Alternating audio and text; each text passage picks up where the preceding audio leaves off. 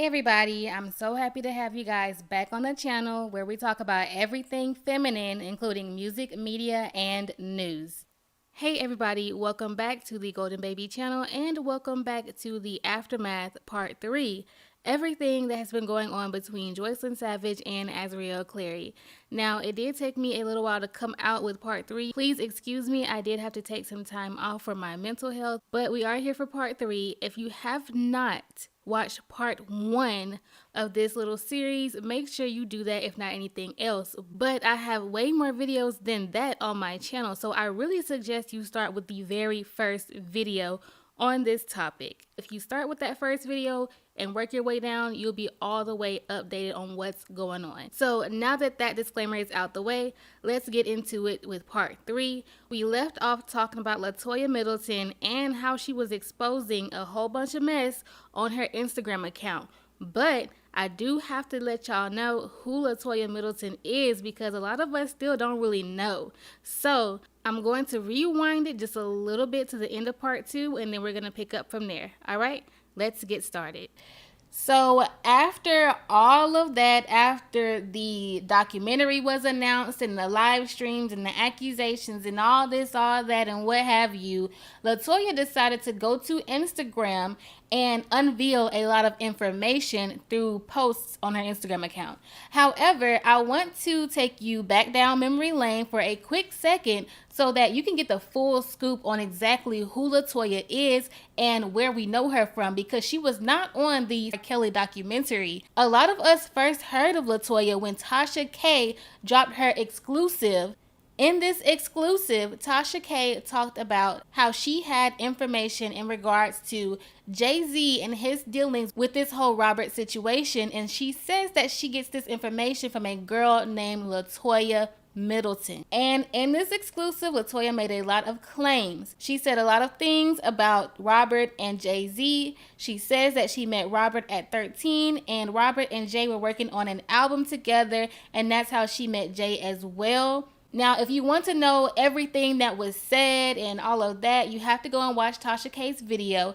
Of course, anytime I mention a source, an article, or a video, it will always be down in the description box. For some of us, that's where we first heard of Latoya at. And the whole Latoya thing kind of gotten forgotten about because of Joycelyn and Azriel's whole shenanigans taking over all the headlines. But Tasha K never believed Latoya, and she thought that Latoya was only doing this for clout and she was after some money. Well, that ended up being true because Latoya actually admitted that all of what she said was a lie and said that she was working with Lizette Martinez and Timothy Savage, who is Joycelyn Savage's father at the time, and that is why she lied. Now, Lizette Martinez was a part of the Lifetime documentary. She claims that she also had dealings with Robert and stuff happened between them as well. So, yeah, I lied to y'all. More so, just ran with what Lizette was saying because Lizette, you don't understand the majority of shit that you're saying that I'm lying about is shit that you have actually put on me. Was it childish? Yes. Was it immature? Yes. Was it a dumb thing to do? Yes. I admit it. But I had the greatest intentions on my own selfish reasons on why I allowed the abduction thing to be said. Did I think that it would come back and bite and chew because I didn't think the mother was that petty? I admit I didn't. But there it is. There is the truth behind the gang. Alright. So, now that we got my lie out the way, it feels so good to be free. Y'all ready to free yourselves about all the shit I'm lying about? In this whole situation, we've all lied amongst each other. I personally will stand and say, yes, I did it because I was trying to protect myself. Because I went in with a pure heart and y'all motherfuckers was foul as fuck. Period. So now that I've caught you up on that part, I'm going to bring you back to what I was saying. So now Latoya is heated because she feels as though she's being lied on and her character and reputation is being misrepresented due to this documentary. So Latoya really turned up on Instagram. First, she claimed that she isn't dumb, she isn't the only one who knows how to record and document conversations and such, and that she would definitely be handling this issue against Azriel Clary and her father, Angelo Clary, in court. But then she went on a tell-all spree where she posted her and Angelo's full conversations. She also told a great bit of her side of the story. There's a lot that she had told, and I'm going to show you what she said. But a brief summary is that once again, she is in support of Robert. She only communicated with him for about a month early last year, 2019. She never reached out to anyone involved in this whole ordeal since day one. She says she actually was contacted by Joycelyn Savage's parents, but after 2 weeks of little communication, she was told by Lizette Martinez, another woman who had dealings with Robert and is involved in all of this drama. She was told by Lizette not to trust the Savages, and so she ended her contact with them.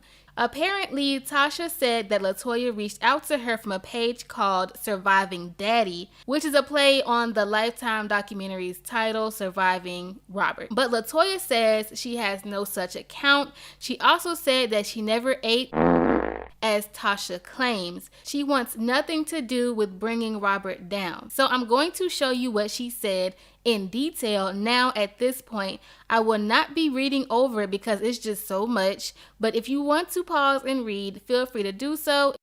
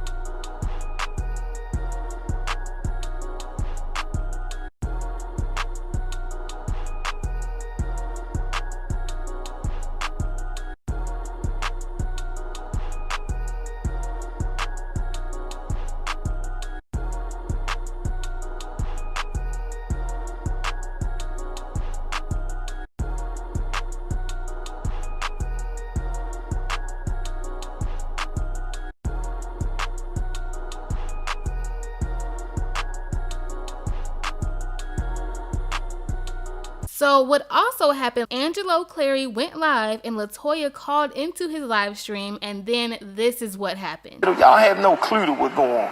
Latoya is sold 2 years ago or a year ago don't make no sense. This woman is a habituous liar. The reason why she upset because her room got canceled after she could not prove her truth. So I don't know what happened with her and Shabazz. I don't know what went on before that, but I can tell you one thing. Me and my daughter wasn't there but nothing but 20 minutes. Man, this woman is the biggest habituous liar in the business. She the one with all the gas and the juice, but yet she can't prove shit to nobody. The police don't want to even talk to her. But y'all listen to all these dumbass stories she got telling y'all.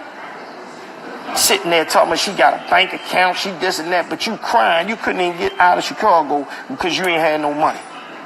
Got Latoya Middleton that made her way to 3-4 different pages. I'm confused. I'm like, what the f? Who is nobody got no evidence whatsoever? She been providing evidence for 2 years to make anybody believe her. And ain't nobody got a story. Ain't worry about Latoya went live, man. That girl was a guy. idiot. She going live to tell lies, but I could put the video out to kill her whole truth. Hey, shorty, you can say I'm weak all you want, but the difference between me, I pulls up for real. All that lying you running around here doing, I don't play them games. I don't play them games. I could promise you I'm not Cash, I'm not none of them. And I think you better do a little bit more research before you think you got that much motherfucking pull to play them games. Lying talking about my daughter had a why? What the f would somebody need to set you up for? You can't even get a goddamn interview from a regular police. So at the end of that clip, Latoya actually got on the live and started commenting and saying things to Angelo. He was trying to add her to the live but had difficulties. So then he ended that live and started a new one so that he could get Latoya on there. And once he got Latoya on there, this is what happened. And I had to borrow this clip from Nisha Alexander. So shout out to Nisha.